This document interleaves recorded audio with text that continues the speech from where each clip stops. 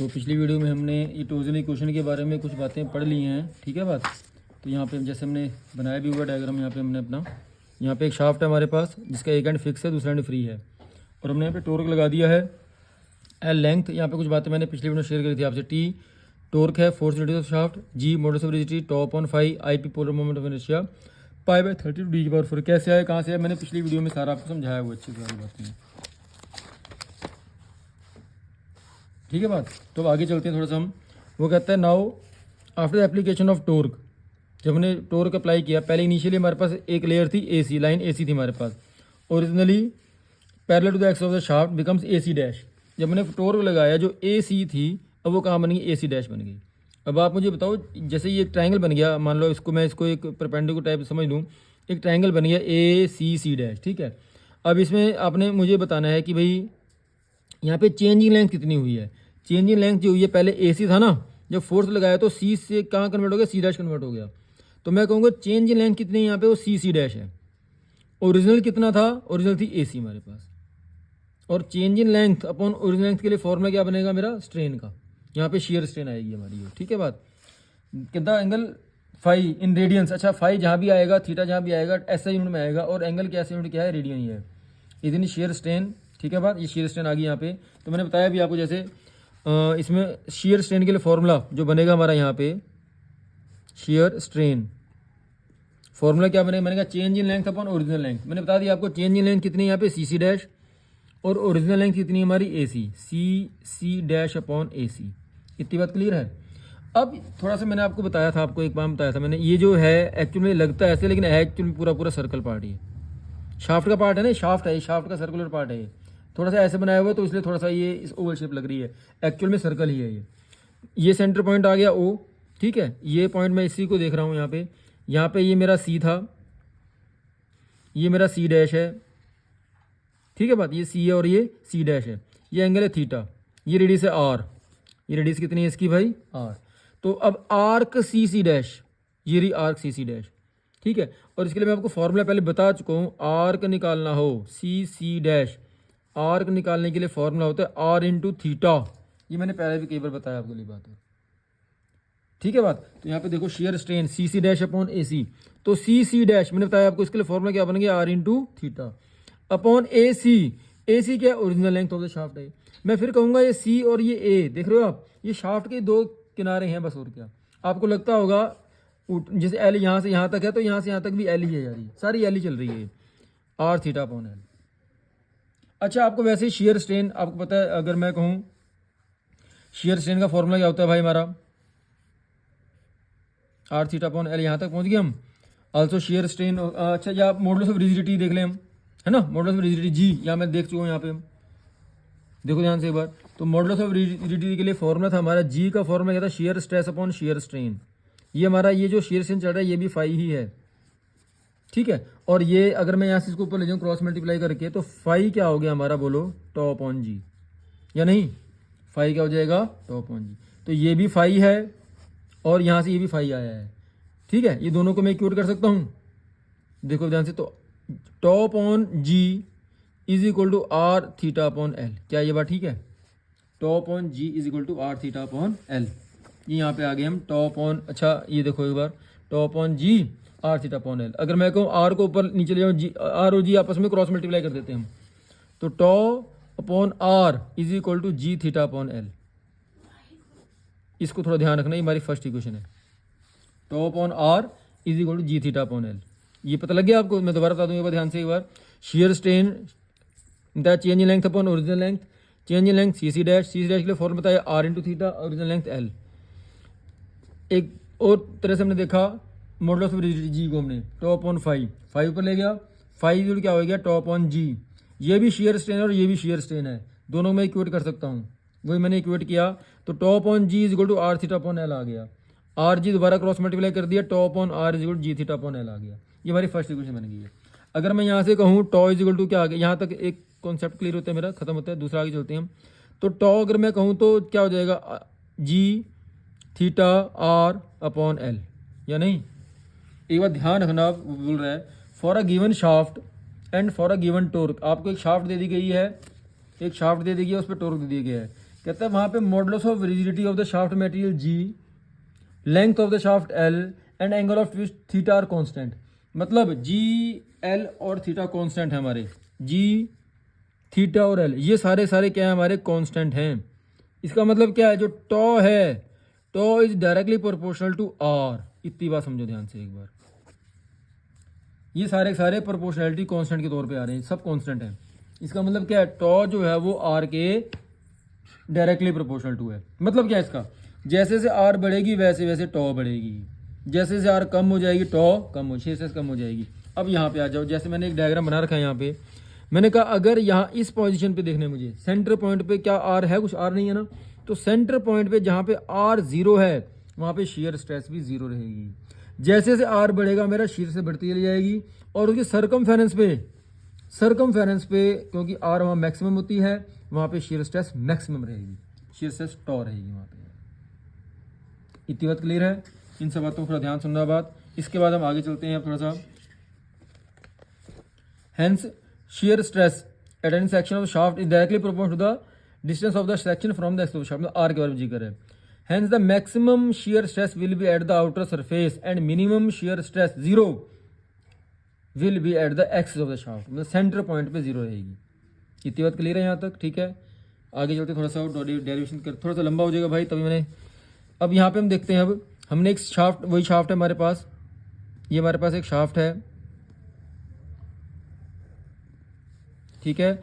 और हमने इसमें एक छोटा स्मॉल पार्ट, इस शाफ्ट का हम स्मॉल पार्ट लिया है, इसके अंदर ये एलिमेंट्री एरिया, इसे बोलते हैं elementary shaft, elementary circular ring ली है हमने, ठीक है। ये इस चीज़ के बारे में जिक्र है यार, ये है एलिमेंट्री सर्कुलर रिंग, ठीक है। ये सेंटर पॉइंट है इसका O, यहाँ से यहाँ तक की रेडियस है इसकी कैपिटल R, ठीक है। इसकी थिकनेस, ये जो थिकनेस है ना यहाँ से यहाँ तक की थिकनेस, ये है DR, और ये यहाँ से छोटी रेडियस है, ये है R, स्मॉल r, ये है स्मॉल r, ठीक है बात।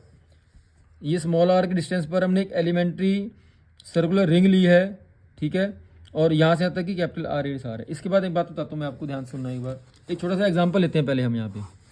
मैंने आपसे कई बार, जैसे चौथी पाँचवीं में सवाल आता है हमारे पास, मान लो 6 केले हमारे 12 रुपये के हैं, 6 केले अगर 12 के हैं तो 3 केले कितने के होंगे, हम निकालते थे ना ऐसे। तो 6 केले अगर 12 के हैं तो 1 केला पहले निकालेंगे हम, 1 केला कितना हो गया 12/6, तो 3 केले कितने के हो गए भाई बताओ, 12/6 गुणा 3। आपको सर चौथी पाँचवीं में सवाल करवा रहे हो मैं आप, लेकिन इसका कॉन्सेप्ट यहाँ पे आएगा, अभी सुनना बात ध्यान से एक बार। अब मैंने बताया आपको, अगर मेरी रेडियस R है, ध्यान सुनना बात, अगर मेरी रेडियस R है तो शीयर स्ट्रेस कितनी है भाई, टॉ, सही। यहाँ से बस समझो, अगर रेडियस R है तो शीयर कितनी है, टॉ। अगर रेडियस 1 है तो शीयर स्ट्रेस कितनी है बताओ, टॉ अपॉन R, या नहीं। और अगर रेडियस स्मॉल r है तो शीयर स्ट्रेस कितनी रहेगी, tau upon R into small r। क्या ये बात ठीक है, ये कॉन्सेप्ट था, इसके लिए मुझे बताना पड़ा आपको सारी बातें। अब इसका यूज़ यहाँ पे बुक कर रही है अच्छे से, देखिए ध्यान से एक बार। तो जैसे जैसे यहाँ से देखें, इसका ये डायग्राम जो बना हुआ है यहाँ पे मैं बताता हूँ, बन जाएगा ना, ठीक है। तो जैसे ये सेंटर पॉइंट था इसका, जैसे जैसे उसकी रेडियस बढ़ रही है R, यहाँ पे यहाँ तक कैपिटल R है, आप देख सकते हैं अच्छे से। शीयर स्ट्रेस बढ़ती जा रही है, बढ़ती जा रही है, बढ़ती जा रही है, यहाँ पे टॉ आ गई है, शीयर स्ट्रेस कितनी आ गई, टॉ आ गई। यहाँ से यहाँ तक कि ये शीयर स्ट्रेस हमारी टॉ है, और ये रेडियस क्या थी हमारी, कैपिटल R थी, ठीक है बात। अब यहाँ से यहाँ तक की क्या भाई, स्मॉल r है, यहाँ से रेडियस कितनी है भाई, स्मॉल r है। जब ये रेडियस स्मॉल r है तो यहाँ से यहाँ तक का शीयर स्ट्रेस कितनी आएगी बोलो, ये मैंने निकाल दिया आपके लिए, tau upon capital R into small r। समझो बात को। अब ये चीज़ जो मैंने निकाली है ये यहाँ पे आ गई हमारी, दोबारा समझो बात भाई। R अगर रेडियस R है तो शीयर स्ट्रेस टॉ है, और अगर रेडियस स्मॉल r है तो tau upon R into small r है। ये कैसे आया, ये इस कॉन्सेप्ट से आया है, ये समझाने के लिए आपको बताएगी सारी बातें। अब आगे चलते हैं, थोड़ा सुन लो एक बार ध्यान से भाई। ये एक्चुअल में जो एलिमेंट्री सर्कुलर रिंग है ना, ठीक है, इसमें कुछ थिकनेस भी है। अगर मैं इसको खोल दूँ तो एक रेक्टेंगल की तरह काम करेगी, समझो बात थोड़ा सा। एक रिंग है सर्कुलर, आपको दिखाई दे रही है अच्छे से, अगर मैं इसको खोलूँ एक रेक्टेंगल की तरह काम करेगी, ठीक है बात। अगर मैं उसे इस एलिमेंट्री रिंग का एरिया चाहिए, एक्चुअल में कहूँ सर्कल है जी, सर्कल का एरिया πr² होता है, लेकिन ये ऐसा सर्कुलर पार्ट है जिसकी कुछ थिकनेस भी है। तो उसके लिए मैं, अगर मुझे उसका एरिया निकालना पड़े, area of elementary ring, elementary circular ring. तो अगर उसका मैं एरिया कहूँ आपसे, तो ये एक्चुअली उसकी जो लेंथ है, एक्चुअली मैंने उसको खोल दिया अब, लेंथ इंटू ये वाली थिकनेस, तो उसकी लेंथ क्या आ जाएगी, उसकी पेरीफेरी है ना, सर्कमफेरेंस। अगर सर्कुलर पार्ट का सर्कमफेरेंस क्या होता है 2πr, आपको पता है अच्छे से, 2πr इंटू थिकनेस कितनी है इसकी dr, यहाँ से इसका एरिया आएगा। अब जरूरी है हर सर्कुलर पार्ट का एरिया πr² ही हो, ये सर्कुलर तो है लेकिन उसकी कुछ थिकनेस है, ये 3 डायमेंशनल फिगर है, 3 डायमेंशनल ऑब्जेक्ट है यहाँ पर, तो उसका एरिया निकालना पड़ेगा। एरिया क्या आएगा 2πr इंटू dr। इतनी बात क्लियर है, ठीक है, 2πr इंटू dr। उसके बाद अगर मुझे यहाँ पे शेयर रेजिस्टेंस निकालिए, अगर मैं वैसे आपसे क्वेश्चन पूछूं कि स्ट्रेस का फॉर्मूला क्या होता है भाई, सिंपल स्ट्रेस का formula force per unit area होता है ना, और यहाँ पे अगर टॉ है शेयर स्ट्रेस मेरी, तो शेयर फोर्स अपॉन एरिया हो जाएगा। अगर मुझे फोर्स निकालना पड़े शेयर फोर्स, तो क्या टॉ इंटू ए हो जाएगा। सही बात है, सही, ठीक है बात।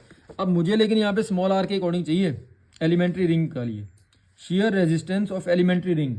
मुझे शेयर रेजिस्टेंस मतलब या फोर्स कह लो आप, शेयर फोर्स कह सकते हैं, कोई दिक्कत की बात नहीं है। अगर मुझे शेयर फोर्स निकालना हुआ, मैं इसको सिंपल PS लिख रहा हूँ, लिखना है लिख दो, शेयर रेजिस्टेंस लिख देना भाई, लिखा हुआ है यहाँ पे अच्छे से। तो क्या हो जाएगा ये शेयर स्ट्रेस इंटू एरिया, जैसे मैंने लिखा हुआ है। तो शेयर स्ट्रेस यहाँ पे कितनी थी स्मॉल आर पे, area tau upon R into small R, ये तो होगी shear resistance, sorry shear stress. Area मैं निकाल चुका हूँ 2πr इंटू dr। थोड़ा टफ है, समझो, बार बार इसको बार बार रिपीट करना तो पता लग जाएगा आपको अच्छे से कैसे आया। ये बुक में लिखा हुआ है, ये कैसे लिखा मैंने सारा समझा दिया आपको अच्छे से। मुझे शेयर फोर्स निकालना था, यहाँ से फॉर्मूला क्या, shear stress into area. Shear stress कैसे आई है भाई, मैंने बता दिया आपको, टॉ अपॉन आर इंटू स्मॉल, क्योंकि एलिमेंट्री रिंग पे निकालना है मुझे, इंटू 2πr इंटू dr। इतनी बात क्लियर है। अगर मुझे, अच्छा मैंने टोर के लिए फॉर्म लिखा हुआ है, टोर का फॉर्मूला क्या, फोर्स इंटू रेडियस। ये फोर्स ये वाला काम करेगा, इसे एक रेडियस और आ जाएगी। अगर देख ध्यान से आगे पेज पढ़ लेता हूँ मैं, turning moment of shear, turning moment of shear resistance offered by the elementary ring. तो dt ये टर्निंग मोमेंट है भाई, या टर्निंग फोर्स कह लो, एक ही बात है, ठीक है। तो यहाँ पे मैं लिखूंगा tau upon R into R 2πr into dr, एक और r आ जाएगा। यहाँ से यहाँ तक ये सारा फोर्स था, force into radius of the shaft is known as turning moment या ट्विस्टिंग फोर्स, ठीक है। तो dt क्या आ गया, यहाँ से थोड़ा देखना एक बार ध्यान से, टॉ अपॉन आर इंटू एक r ये रहा, एक r ये रहा और एक r ये रहा, 2πr क्यूब इंटू dr। 2π तो ये रहा, मैं इसको फिर दोबारा थोड़ा और अच्छे से लिख दूँ, dt क्या आ गया 2 into pi tau upon R cube into dr। यहाँ तक पहुँच जाओगे अच्छे से। अब मुझे इसको इंटीग्रेट करना है एक्चुअल में, ठीक है, मुझे दोनों को इंटीग्रेट करना है यहाँ से यहाँ तक। तो मैं इसको 0 से t कर दूंगा और इसको 0 से r कर दूंगा, तो मतलब 0 से t, 0 से स्टार्ट किया, टॉर्क पूरा आ गया। मैंने हल्का सा एलिमेंट्री रिंग लिया था, उसको मैं 0 से स्टार्ट करके टोटल कैपिटल R तक ले जा रहा हूँ, तो पूरा उसमें इंटीग्रेशन होता है। इसलिए यार डिफरेंशिएशन हम उसको कंजस्टेड करते हैं, छोटा करते हैं, इंटीग्रेशन में पूरा बड़ा करते हैं, खोलते हैं उस चीज़ को। हमने 0 से R कर दिया, पूरा खुल गया वहाँ से, तो ठीक है बात। इंटीग्रेशन आप, मुझे उम्मीद है आप भूल चुके होंगे, थोड़ा सा वीडियो लंबी हो जाएगी, लेकिन फिर भी मैं आपको थोड़ा इंटीग्रेशन के रूल बता दूँ थोड़ा सा, ताकि आपको समझ में आ जाए अच्छे से बात। नहीं आपने इंटीग्रेशन देख रखा है, अच्छे से डिसाइन कर रखा है आपने। मान लो x की पावर n इंटू dx है, इसको इंटीग्रेट करना है मुझे। इसका फॉर्मूला आपको याद होगा, x की power n plus 1 upon n plus 1 plus c होता था। मतलब मेरे पास लिखा हुआ है x की पावर 3 इंटू डी एक्स लिखा हुआ है भाई, तो x की पावर 4 अपॉन 4 होता था। इतनी बात क्लियर है। n यहाँ पे 3 था, मैंने थोड़ा सा सिंपल बताया आपको। लेकिन अगर मैं इसमें लिमिट लगा दूँ, मान लो मैं लिमिट लगाता हूँ 0 से 2 x cube into D x, ठीक है, 1 to 2 हो गया, 1 to 2, तो x की पावर 4 अपॉन 4 तो आ जाएगा 1 to 2। ये अपर लिमिट है, लोअर लिमिट है। 4 कॉन्स्टेंट है, 4 तो बाहर आ जाएगा। x के बदले एक बार 2 पुट करूंगा, 2 दूनी 4 दूनी 8 दूनी 16 माइनस, फिर 1 पुट करूंगा, 1 को 4 से करें 4, यहाँ 16, तो 15/4 आ गया इसका आंसर। थोड़ा इसको भाई समझना अच्छे से, नहीं समझ में ये बात तो दोबारा पूछ लेना मेरे से, या फिर अपनी फर्स्ट सेमेस्टर की या सेकंड सेमेस्टर जहाँ पे इंटीग्रेशन थी वहाँ पर उसको चेक करना अच्छे से। यार ज़्यादा मेरे पास टाइम नहीं है भाई, बहुत लंबी वीडियो हो जाएगी तो मेरी, ठीक है। और अगर सिंपल, अगर मैं को मुझे x को इंटीग्रेट करना है, x सॉरी सिंपल dx है मान लो, उसको इंटीग्रेट करना है, तो यहाँ पे 1 है ना, 1 का इंटीग्रेशन x होता था, ठीक है, एक्स प्लस सी लिखते थे हम। तो ऑन द सेम यहाँ पे डी टी है, इसको क्या लिखूंगा मैं, टी आ जाएगा यहाँ पे यार, टी। और अपर लिमिट ये है, दोबारा देखते हैं, 0 to t is equal to, जो कॉन्स्टेंट सारे बाहर आ जाएंगे, 2 पाई टॉप ऑन आर बाहर आ गया है, इसको दोबारा लिखता हूँ 0 to r r cube into D R. तो ये upper limit t, lower limit 0, तो t ही आ जाएगा यहाँ पे यार, 2 पाई टॉप ऑन r। अब इसको इंटीग्रेट करता हूँ, r की पावर 4/4, जैसे मैंने बताया आपको, r की पावर 4/4, 0 to r। तो t क्या आ गया यहाँ से हमारा, 2 मिनट के काम हो रहा है, 2 पाई टॉप ऑन r, एक बार अपर लिमिट और एक बार lower limit. Upper limit put करूंगा 1/4 तो बाहर आ जाएगा, चलो देखो एक बार, 1/4 तो बाहर आ गया है। चलो r की पावर 4/4 लिख दिया मैंने फिलहाल अभी, ठीक है बात ही। माइनस जब 0 पुट करूँ तब सारा 0 हो जाएगा यार, upper limit minus lower limit, ठीक है। तो t इज इक्वल टू क्या आ गया यहाँ से हमारा, 2 पाई टॉप ऑन r, ये 2 कट जाएगा यहाँ से यार, चलो अगले स्टेप में काटेंगे। r की पावर 4 है ही है, ये 4 मैंने बाहर निकाल दिया, ये 2 रह गया यहाँ पे हमारा। अब एक काम ध्यान रखना भाई, यहाँ पे आपको लगता होगा ये भी आ रहा है, ये भी आ रहा है, यहाँ पे r की पावर 4 है, कट जाएगा, बिल्कुल कट जाएगा, लेकिन काटना नहीं है। अगर ये काट दोगे तो उसको इक्वेशन को मैं जहाँ तक ड्राइव करना है वहाँ तक नहीं पहुँच पाऊंगा भाई। दोबारा सुन ध्यान से एक बार, t इज इक्वल टू क्या आ गया, π/2 टॉ, ये 2 है, ये टॉ ध्यान रखना भाई, अपॉन r। ये r को मैं dy2 लिख सकता हूँ क्या, मुझे बताओ पहले। r जो dy2 होता नहीं होता, इसकी पावर 4, समझो बात को यार।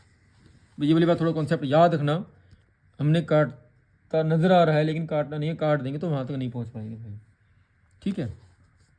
तो क्या आ गया, t इज इक्वल टू क्या आ गया यहाँ से, π/2 टॉ अपॉन r, d की पावर 4 अपॉन 2 दूनी 4 दूनी 8 दूनी 16, यहाँ आ गया 16।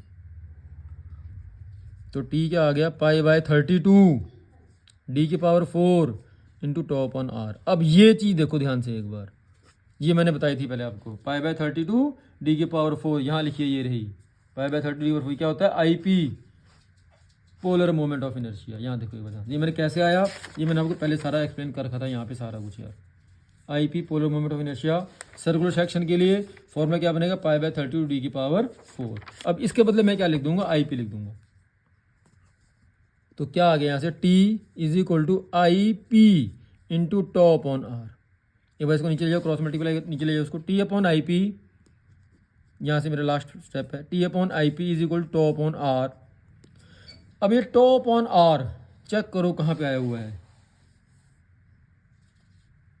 टॉ अपॉन r ये रहा, tau upon r is equal G theta upon L, ये रहा।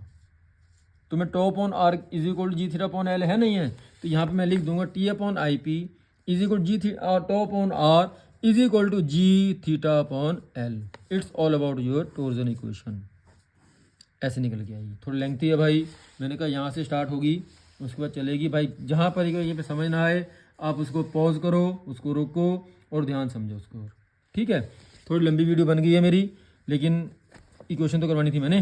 द अबव इक्वेशन, ये t upon IP tau upon r G theta upon L, the above equation होता है टॉर्जन इक्वेशन, और ये होलो शाफ्ट के लिए भी अच्छा कर काम करती है, ठीक है। नेक्स्ट टॉपिक मैं आपको अगली वीडियो में करवाऊंगा।